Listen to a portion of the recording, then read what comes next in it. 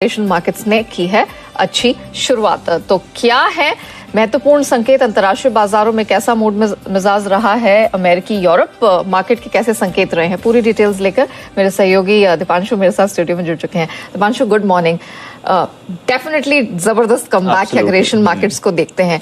क्या कुछ हुआ है यूएस यूरोप के मार्केट में, ऑफ कोर्स कमोडिटी स्पेस में क्या एक्शन रहा? एक रिबाउंड तो बनता था नेहा, 6 दिनों से अगर आप लगातार गिर रहे हैं और बड़ी गिरावट आ रही थी, हल्की गिरावट नहीं थी, बड़े हम गिरावट देख रहे थे, 2-2% की गिरावट अगर दिन की आ रही थी तो एक रिबाउंड तो बनता था और एग्जैक्टली वही होते हुए दिखाए। कोई ऐसा ट्रिगर नहीं आया जिसकी वजह से आप कहें कि बाजार में शानदार रैली हुई है या फिर जो नियर टर्म सेंटिमेंट है वो चेंज हो गया, बट डेफिनेटली एक अच्छा रिबाउंड आपको आते हुए दिखा। और ये ज्यादा इंपॉर्टेंट इसलिए भी है क्योंकि कल जब हम बंद हो रहे थे तो कोई ऐसे संकेत नहीं थे कि रिबाउंड आने वाला है। सब चाहते थे रिबाउंड आए, सबको लग रहा था कि एक रिबाउंड तो आएगा, कब आएगा ये नहीं मालूम था।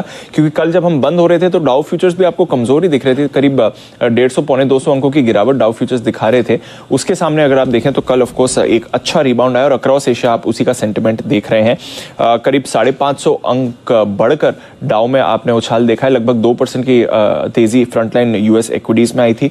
नैस्डैक में लगातार दूसरे दिन बढ़त थी, परसों ऑफ कोर्स हल्की बढ़त देखी थी, कल 2% से ज्यादा नैस्डैक था। वहीं स्टॉक स्पेसिफिक एक्शन भरपूर था और स्मॉल कैप रसल 2000 में तो हमने 3% से ज्यादा का उछाल देखा। तो एक अच्छा रिबाउंड अमेरिकी बाजारों में देखा जाएगा। इनफैक्ट जो बॉन्ड यील्ड है वो भी काफी तेजी से गिरी है, 4% पहुंच चुकी थी 10 साल की इनकी बॉन्ड यील्ड, वो कल गिरकर 3.7% पर आई। तो इसकी वजह से इक्विटीज को एक अच्छा सहारा मिला, स्पेशली आईटी शेयर्स को। और इसलिए हमने देखा कि S&P 500 के सभी 11 सेक्टर्स में कल आपने पॉजिटिविटी बनती हुई देखी है।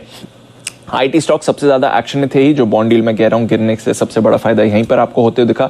बट एक आईटी शेयर ने पार्टिसिपेट नहीं किया और वो है एप्पल, जिसका कल भी हमने हाईलाइट किया था। इन्होंने एक वार्निंग दी है, एक स्टेटमेंट दिया है जहां पर वो आगे चिंता जता रहे हैं कि डिमांड नए आईफोन्स की थोड़ी कम रह सकती है और उन्होंने अपने सप्लायर्स को भी कहा है कि आप अकॉर्डिंगली तैयार रहिए। इसके अलावा बाजार में एक अच्छा एक्शन जरूर आपने बना हुआ था।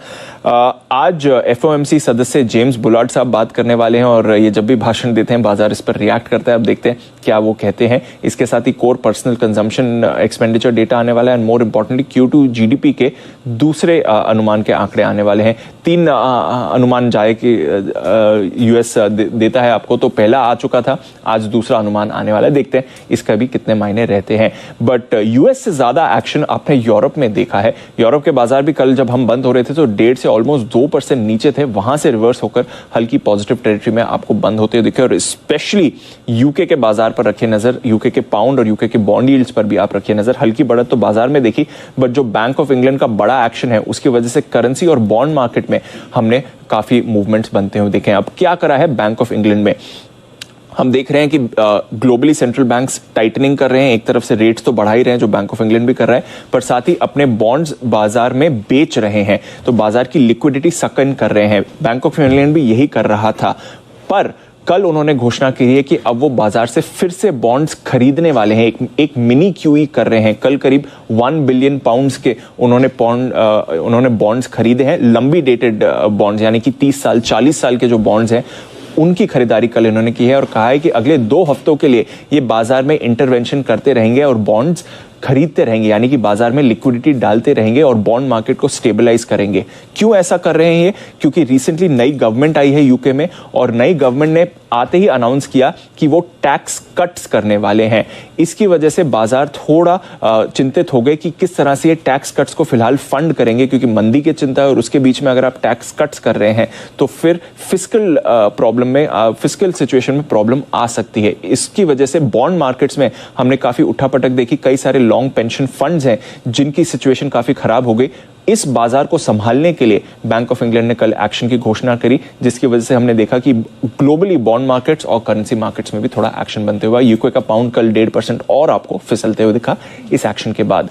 कमोडिटी बाजार पर आ जाएं तो कच्चा तेल और बाकी कमोडिटीज में कल बढ़िया रिबाउंड हमने देखा है। डॉलर इंडेक्स ऊंचाई से काफी तेजी से गिरा था, हालांकि आज सुबह फिर से थोड़ा ऊपर जा रहा है, बट फिर भी तेल $89 पर आपको दिख रहा है।